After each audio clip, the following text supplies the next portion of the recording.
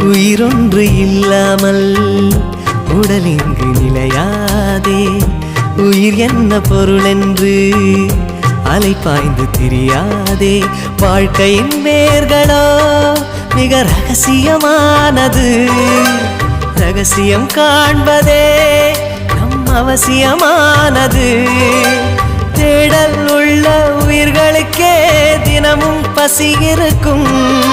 தேடல் என்பது உள்ளவரை வாழ்வில் ருசி இருக்கும். பாடல் போல தேடல் கூட ஒரு சுகமே. இசை பாடி வரும் இளம் காற்றுக்கு உருவமில்லை. காற்றலை இல்லை என்றால் ஒரு பாட்டொலி கேட்பதில்லை. ஒரு காலம் வருகையில் உள்ளம் கொள்ளை போகுதே. ஆனால் காற்றின் முகவரி